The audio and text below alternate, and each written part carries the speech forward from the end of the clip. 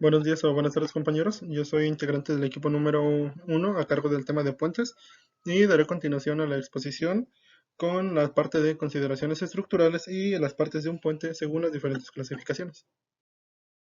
Primero daré inicio con las consideraciones estructurales que debemos de tomar. Para empezar, como ya sabemos, lo más importante que actúa sobre un puente son las diferentes cargas y acciones, y estas se pueden definir en dos clasificaciones.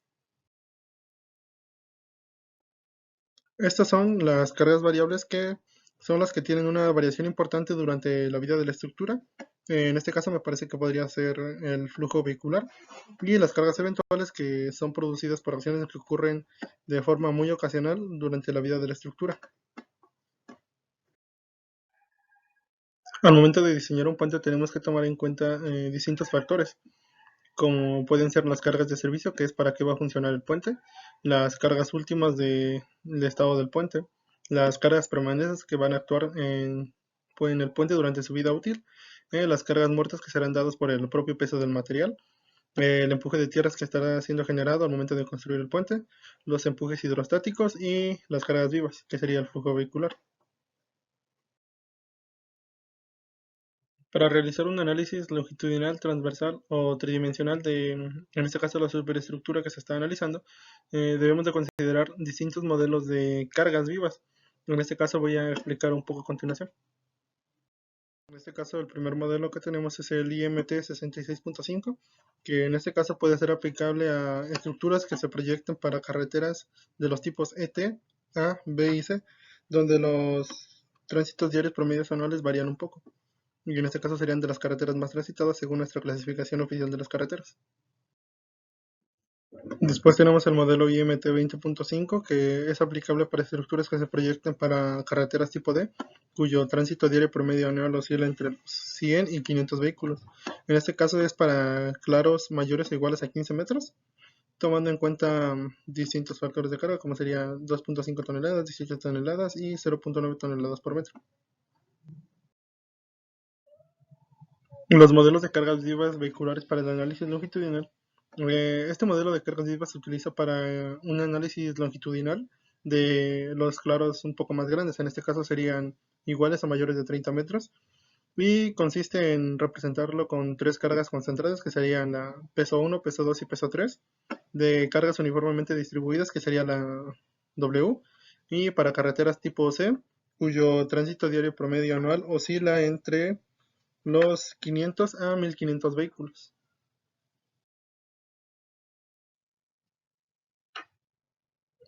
Después tenemos el modelo de cargas vivas vehiculares IMT 66.5.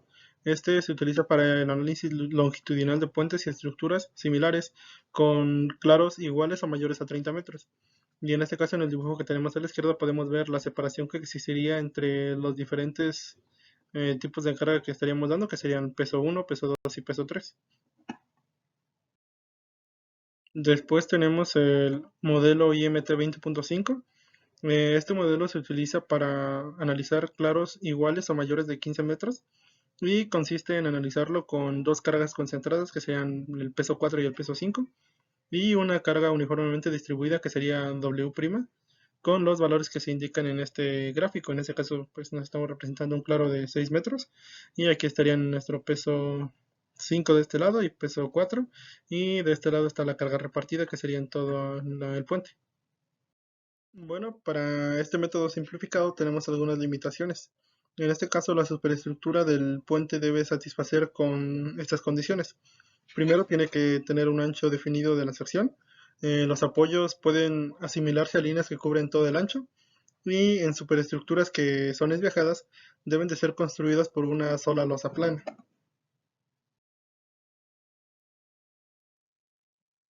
Bueno, en esta parte tenemos una fórmula donde nos indica que epsilon debe ser menor o igual al arco tangente de L sobre 6A. En este caso, epsilon es igual al ángulo de desviajamiento, que este será dado en grados. A mayúscula es el ancho de la losa medido normalmente a su eje longitudinal sin tomar en cuenta los voladizos. L es igual al claro entre los ejes de apoyo, medidos paralelamente al eje del camino para puentes libremente apoyados. En este gráfico podemos observar que L es la longitud efectiva, en este caso sería toda esta parte, de un puente libremente apoyado. L1, L2 y L3 son los claros que existen entre los apoyos que estarían marcados de este lado. Sería L1, L2 y L3. Ahora vamos con la distribución de cargas sobre largueros, piezas del puente y vigas longitudinales. En este caso también tenemos una restricción, ya que las cláusulas que vamos a marcar ahorita no son aplicables a superestructuras de piso ortotrópico, que son aquellas donde la calzada está formada por una placa de acero con propiedades elásticas diferentes en dos direcciones ortogonales. Ahora, para la posición de las cargas, para poder calcular la fuerza cortante existente dentro de esta superestructura, tenemos que tomar en cuenta que se considera que no hay distribución longitudinal de la carga por rueda adyacente al elemento donde se desea calcular la fuerza. En este caso también podemos denotar que L va a significar la longitud del claro y A será el ancho efectivo del puente. La 1 de distribución de cargas de rueda en vigas longitudinales. En este caso S sub L significa la separación entre largueros o vigas adyacentes medidas entre los centros de almas en metros.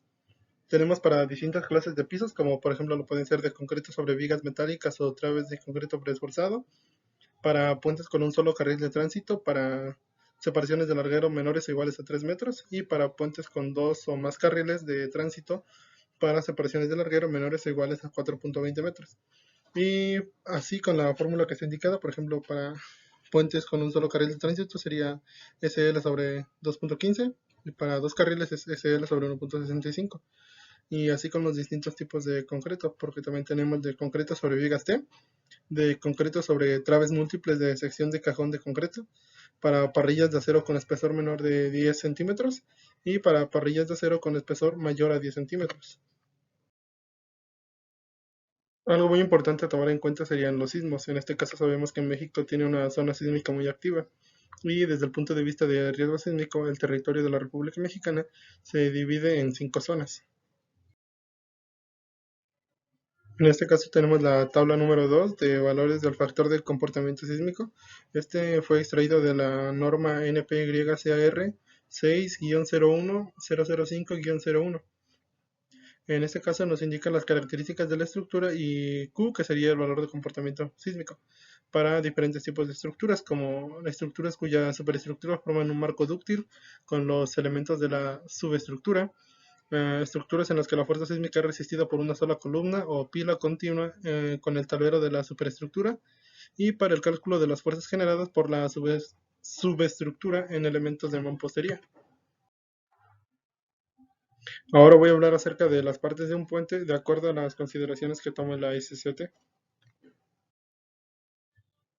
La primera que tenemos es la superficie de rodadura. Esta, según yo, sería una de las más evidentes, ya que es la que se encuentra expuesta de manera directa a la acción de los neumáticos de los vehículos, y gracias a ella podemos circular. En este caso, por estos motivos, debe de cumplir con ciertos requisitos para que sea segura. En este caso debe de ser uniforme, bien drenada, con la rugosidad necesaria para impedir el derrapamiento de los vehículos, cómoda y garantizar la seguridad de los vehículos que vayan a circular por ahí. Para la construcción de la superficie de rodamiento, generalmente utilizamos dos materiales en la superficie. Serían la carpeta asfáltica y las carpetas de concreto hidráulico. Como bien lo sabemos, y en algún momento el ingeniero nos lo dijo, el enemigo número uno de las carreteras y supongo que de las construcciones en general es el agua. Por lo tanto, debe de existir un drenaje eficiente en un puente. Sería una de las condiciones necesarias para que la superficie de rodamiento pueda ser cómoda y segura para el usuario que esté transitando en dicho momento. Para esto existen varios tipos de drenaje en ella. Bueno, en este caso la primera forma para desalojar el agua de la superficie de rodamiento es mediante un drenaje construido transversalmente de la calzada y se hace por medio del bombeo de la sección transversal de la superficie de rodamiento para luego poder desalojarlo de la estructura por los drenes o el drenaje longitudinal que esté construido. La segunda forma del drenaje longitudinal se da por medio de una contraflecha o por la pendiente que existe de forma longitudinal de la rasante. Comúnmente esto se resuelve por medio de lavaderos que son construidos en los accesos de las estructuras. En estructuras largas se hace una colocación de los drenes de la calzada y sus detalles se hacen de tal forma que el agua que se vaya a descargar del puente no caiga sobre alguna parte de la estructura ni sobre el tránsito de alguna carretera que esté inferior a ella. Esto con el fin de evitar dañar dichos elementos.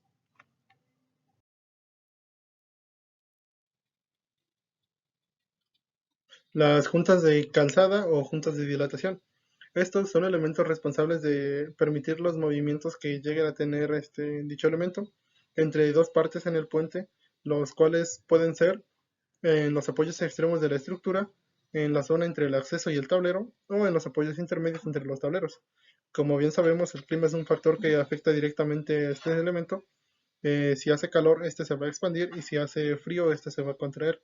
Por lo tanto, esta junta de calzada es muy importante para que evitemos fracturas en el elemento. Dentro de las juntas que pueden existir dentro de la superestructura del puente pueden ser 6 tipos, que son la junta elastomérica, junta asfáltica, también está la junta metálica sin sello fijo de neopreno y la junta metálica con un sello fijo de neopreno. Y por último tenemos las juntas dentadas y las juntas modulares. Después de eso tenemos el parapeto. Estos son dispositivos que se pueden construir o se pueden colocar de forma longitudinal en una obra vial o en sus inmediaciones. Esto con el fin de mejorar la conducción de los vehículos, logrando con esto dar tanto a los conductores como a las estructuras viales una mayor seguridad y protección al momento de transitarlas. Ahora llegamos a la superestructura. Esta estaría formada por distintos elementos que sería un sistema portante, un sistema de piso y algunos elementos complementarios para su funcionamiento. En este caso, el sistema portante puede ser de traves de concreto reforzado o preesforzado, traves de acero estructural simple o preesforzado, armaduras de acero estructural, losas planas macizas de concreto reforzado o preesforzado, losas planas aligeradas, losas planas macizas de concreto reforzado o preesforzado y losas planas aligeradas de concreto reforzado o preesforzado, traves de sección de cajón o de concreto simple o preesforzados, y así con distintos materiales. El sistema de piso también puede ser de una losa de concreto reforzada o preesforzada, de placas de acero estructural ortotrópico apoyadas en largueros y piezas de puente, también de algún acero estructural, y sistema de piso de rejillas de acero estructural, etc.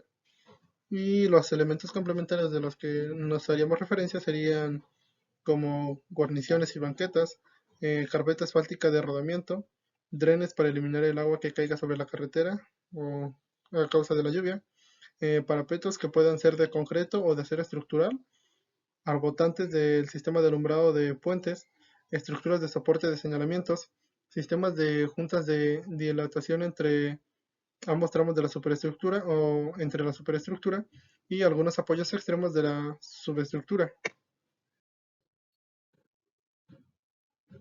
Según lo que mencioné anteriormente, podemos decir que existen diversos tipos de superestructuras.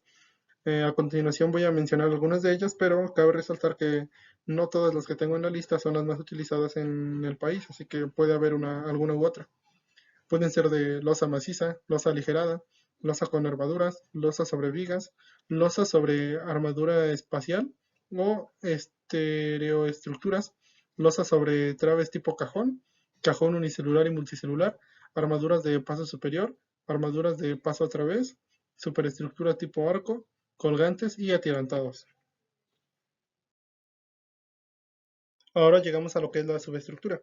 Se puede denominar subestructura a los elementos que integran un puente, que se encargan de soportar la carga de la superestructura y así poder transmitirla a la cimentación. Existen principalmente dos tipos, los apoyos extremos y los apoyos intermedios, donde se encuentra una gran variedad de ambos tipos. Y en este caso, los apoyos que soportan la carga vertical de la superestructura del puente en los extremos, además tienen la función de soportar conjuntamente con los aleros los empujes horizontales, estáticos y dinámicos producidos por el suelo de relleno.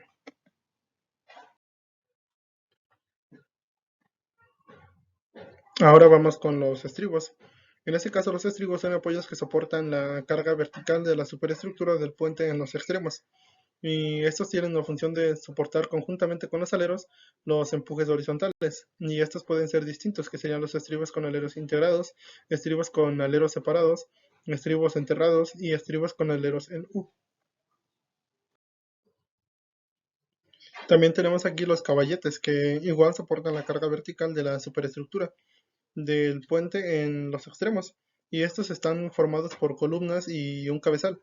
Estos únicamente tienen la, por así decirlo, tarea de oponer una resistencia parcial a los empujes horizontales del suelo, por lo que estos generalmente van acompañados de conos de derrame que se colocan para evitar la pérdida de material del terraplén de acceso. Pueden ser caballetes con cimentación profunda o caballetes desplantados superficialmente. Después tenemos las pilas, que estos son un componente estructural que tiene la función de soportar las cargas verticales que igual transmite a la superestructura y las de origen sísmico sobre el puente. Y estas pueden tener una cimentación superficial o profunda, de acuerdo con las características del suelo o la capacidad de carga que tenga, y las consideraciones del estudio de socavación. En este caso pueden ser distintos tipos de pilas, que sería el pila tipo muro, que son aquellas compuestas por una corona y una sección sólida o equivalente a un muro, la cual tiene la función de soportar las cargas de la superestructura y transferirlas a la cimentación. También tenemos la pila de tipo columna, que son aquellas compuestas por un cabezal envoladizo y una columna, la cual transmite la carga del cabezal a la cimentación. Y por último tenemos la pila de tipo marco rígido, que este tipo de elementos está conformado por un cabezal, el cual forma un arco en las columnas, las cuales tienen la función de soportar las cargas y lograr transmitirlas a la cimentación. Y en ocasiones, la columna de la pila puede utilizarse como cimentación profunda.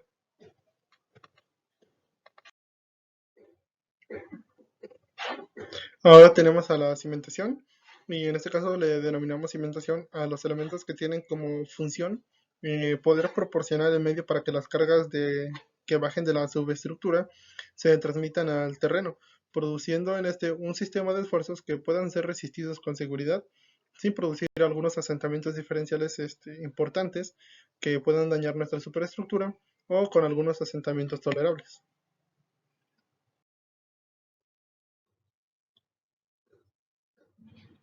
Después tenemos los dispositivos de apoyo. En este caso son los elementos que están encargados de transmitir en forma adecuada las cargas de la superestructura. Dichas cargas están creadas por vigas, armaduras y etcétera. A los componentes de la subestructura, que serían los estribos, los caballetes y las pilas, permitiendo así la expansión y rotación de la superestructura en este fuera el caso.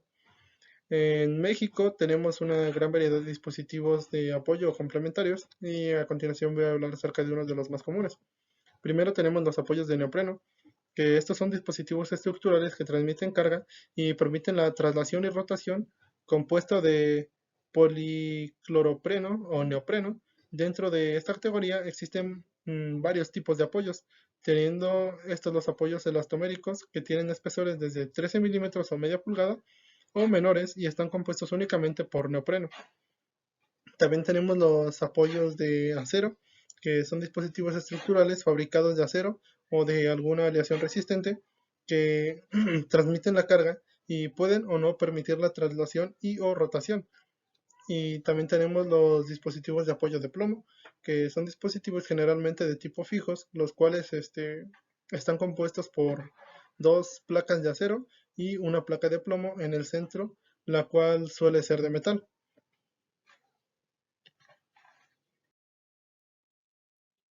Aquí tenemos los elementos complementarios y de operación de la estructura. Estos son otros elementos que forman parte de la estructura y son necesarios para su operación adecuada. En este caso son los siguientes, que son los accesos. Deben de tener ciertos elementos necesarios para su funcionamiento adecuado, como son drenaje, el cual está formado por cunetas, bordillos y o lavaderos, y deben poseer una superficie de rodamiento adecuada. También tenemos los galivos. En este caso existen algunos conceptos que son importantes, ya que deben tenerse en cuenta al proyectar una estructura para que ésta opere de forma correcta y de forma segura. Estos serían el gálibo horizontal o espacio libre horizontal, que se define como la distancia entre los parámetros de los estribos, entre los parámetros de un estribo y una pila, y entre los parámetros de dos pilas o columnas antiguas, y así consecuentemente. También tenemos los señalamientos, que son los que nos van a permitir regular el uso de la estructura, facilitando a los usuarios conducir o transitar de forma segura y eficiente. Según el propósito y la ubicación del señalamiento, se clasifican de distintas maneras, que como ya lo vimos anteriormente en el manual de señalización, sería el señalamiento horizontal, que se le denomina de esta forma al conjunto de marcas y dispositivos que se pintan o se colocan sobre el pavimento, guarniciones y estructuras dentro o adyacentes al apoyo vial, con el propósito de delinear las características geométricas de la vialidad de las estructuras y así denotar todos aquellos elementos estructurales que estén instalados dentro del derecho de vía. También tenemos el señalamiento vertical. En este caso es el conjunto de tableros fijados en postes, marcos y otras estructuras integrados con leyendas y símbolos que tienen el propósito de regular el uso de la carretera o vialidad urbana. Y por último, tendríamos las limitaciones del tránsito. Con base a la operación de la estructura, algunas de ellas cuentan con limitaciones de tráfico. En este caso, las cuales, como su nombre lo indica, tienen una función de limitar la cantidad de vehículos que pueden ingresar a la estructura. Y por último tendríamos el cauce. Se llama cauce al lecho de un arroyo o de un río, es decir, a la depresión del terreno que contiene el agua. Puede decirse que el cauce es un lugar físico donde influye el agua en un curso, entre las orillas o riberas. Dentro del ámbito de los puentes, que es nuestro tema, es necesario conocer las condiciones del cauce para poder proyectarlas y para inspeccionarlas de manera adecuada. Y existen algunos puntos en la trayectoria del cauce que son relevantes y son conocidos como aguas arriba y aguas abajo, que con relación a la estructura serán los puntos situados retrocediendo en el sentido de la corriente y avanzando en el sentido de la misma respectivamente. Estos generalmente son puntos de interés para conocer el comportamiento del cauce. Bueno, ahora hablando de las consideraciones para puentes especiales de la SCT, de acuerdo a la norma que mencioné antes, que sería la M-PRY-CR-6-01-008-04, voy a hacer mención de las siguientes estructuras complementarias y elementos característicos en los distintos tipos de puentes especiales. El primer caso especial que tenemos serían los puentes enfugados. Estas estructuras complementarias deben tener distintos elementos como son la nariz de lanzamiento, que es una estructura metálica provisional que se sujeta a la punta del conjunto de las dovelas que serán empujadas. Los apoyos provisionales, que son elementos provisionales de superestructuras que se construyen con el objeto de reducir el claro que trabaja en la pila. El patio de prefabricación es aquel en donde se van a construir, deslizar y ensamblar y que se empujan las dovelas o segmentan a la superestructura del puente. También tenemos las bases de apoyo provisionales, que son elementos prismáticos prefabricados de concreto reforzado sobre los que se colocan los apoyos deslizantes provisionales. Las guías laterales, que son dispositivos que se colocan en el área de montaje y en las coronas de la superestructura del puente con el objeto de evitar el desalineamiento de la superestructura durante el empujado. Ahora, para el caso especial de puentes atirantados, deben de tener un mástil, también conocido como torre o pilón, que es el elemento del puente en el que se anclan los tirantes que van a soportar el tablero. También tenemos los tirantes, que en este caso son elementos que deben de ser flexibles y se colocan de forma inclinada y soportan el tablero y se conectan en diferentes puntos a lo largo del mismo. También tenemos a la subestructura, que la subestructura de los puentes atirantados está constituida generalmente por estribos y pilas. Las pilas principalmente se prolongan por encima del tablero uniéndose con los mástiles. Y por último tenemos el tablero, que es la porción de la superestructura formada por el sistema de piso que soporta la superficie de rodadura de las cargas móviles o el flujo vehicular y que estas están integradas por losas, largueros, diafragmas o piezas de puente y elementos portantes que son soportados por los tirantes.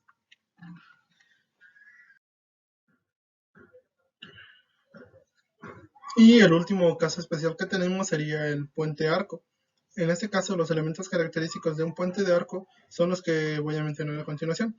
El primero de ellos es la directriz, que es una línea que une los centros de la figura de las secciones transversales del arco. Esta queda caracterizada por el claro y la flecha. Después tenemos los arranques, que son secciones extremas inferiores del arco por donde se unen los apoyos. Después tenemos la clave o corona, que son los puntos más altos de la directriz. Después tenemos los intrados, superficie o cara inferior del arco o del lado cóncavo. Y los extrados, que son la superficie o cara exterior del arco o lado convexo. También tenemos los diafragmas, que son elementos transversales sobre el estrado del arco en el que se apoya la superestructura o el tablero que se va a colocar. También tenemos los tímpanos, que son los muros extremos laterales que cubren el espacio entre el tablero y los extrados y que corren en sentido longitudinal del camino. Y por último tenemos las péndolas, que son elementos verticales que se suspenden el tablero del arco en los puentes del paso inferior.